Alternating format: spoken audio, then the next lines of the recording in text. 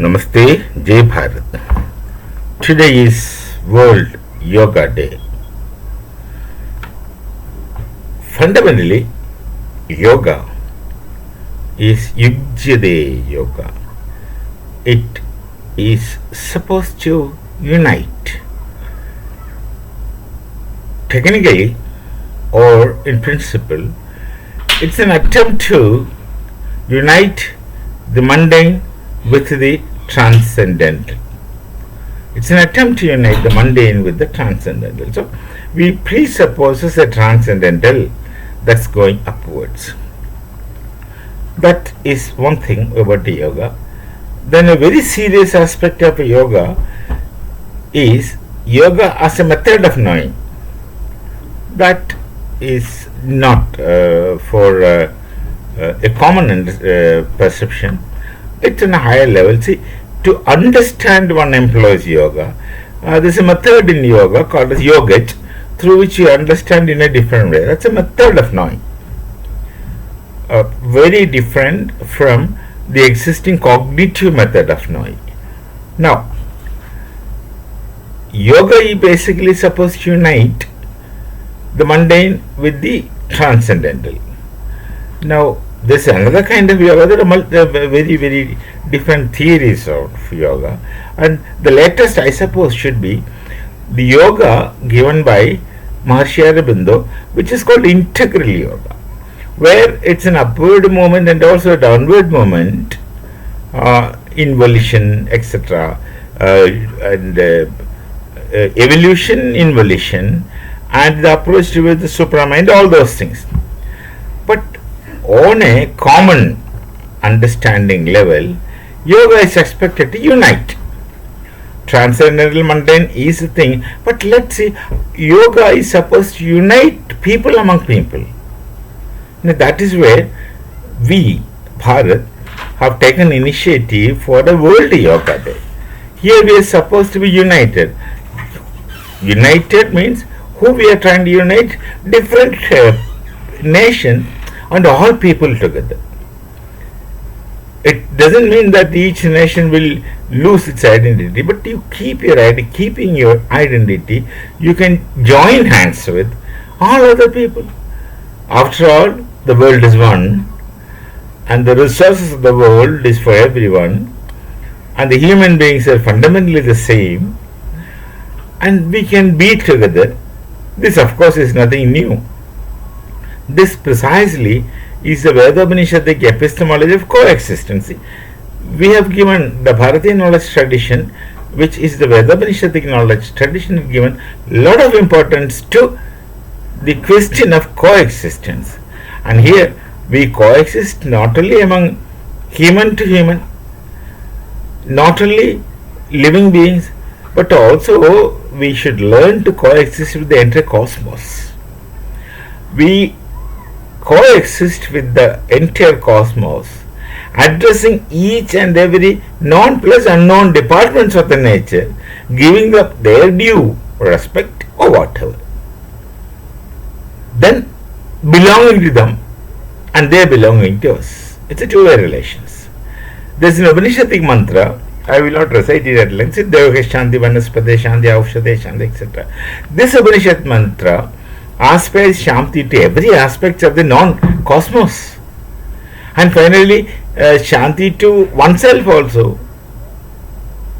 Look for that. The Upanishadic mantra, Shanti mantra of Devake Shanti, Aushade Shanti, all those things.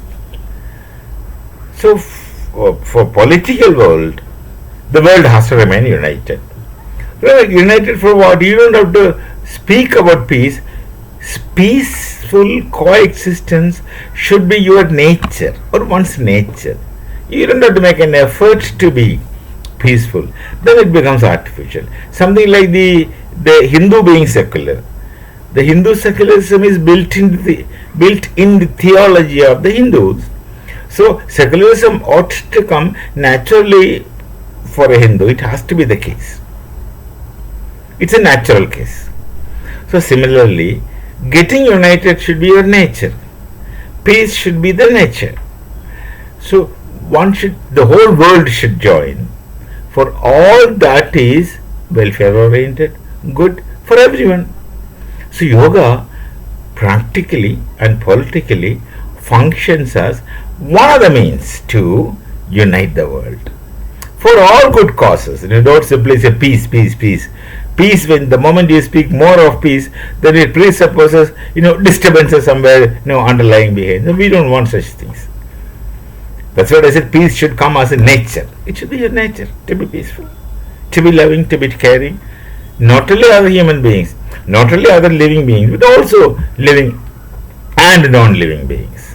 So yoga, the World Yoga Day, is a great step towards the epistemology of coexistence, which we have not created, but which we have not created in our generation, which had been existing in the knowledge tradition of Bharat. So it has become a character of Bharat. Coexistence is a character of Bharat. People can say anything, they can find fault, and if you are willful, you can find out all kinds of fault. I've been seeing many videos wrongly accusing the Sanatana Dharma. Let them, because Sanatana by definition shall not be affected by what you say. I'm not that feeble that you say something I get worried or upset. No, I don't, because one is confident and sure of what he does or where he stands. That's sufficient. So yoga was a great step of uniting people who think they are different from others into one fold. So yoga should be more practiced to bring the world together. That's the first purpose. Secondly, it unifies your mind and body. See, there are many aspects of yoga, I told you. One is the discipline, both physical and mental. Is a healthy body, only in a healthy body, only in a healthy mind can exist, is one way of looking at things. But the healthy body is a need.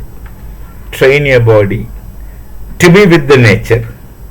Then your mind, I'm not telling Atma, mind in the European concept, should function legitimately, properly, without disturbances. So it's also unifying mind and body. It's unifying the multiplicity and plurality. Of course, it's a Bharatiya knowledge tradition which had given the due to multiplicity and plurality right from the beginning. We have recognized that the nature of nature is multiple and plural. So yoga is definitely a great step. It does all those things. It's not a simple thing. One day is identified with the help of international UNESCO organizations, etc. One day is identified for World Yoga, and amazingly, all over the world, people have understood the benefits of yoga, at least yogasanas, yogic postures. But yogic postures are only one portion of the huge ocean which is with yoga. The highest point is yogaja, which is a method of cognizing without cognitive methods, with a method of knowing differently. That is how all the ancient wisdom were gathered. All the ancient Bharatiya texts were written using this principle of yogaja, where there was no scientific instruments, no inventions of science, but they have produced knowledge texts which are valid, even in which are valid, actually more valid, more accurate, sorry, not more valid in the sense, more accurate than the many of the scientific texts. Look at the time concept of Bharat, we'll discuss about it later. How subtle and how perfect is the way they have calculated the time. Indian chronology, they say in English, Bharatiya chronology. So all the best, have a great time.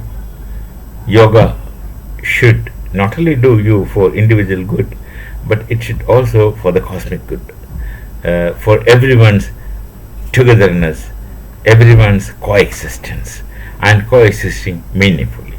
Till we meet again, Namaste, Jai Bharat, Jai Shri Ram.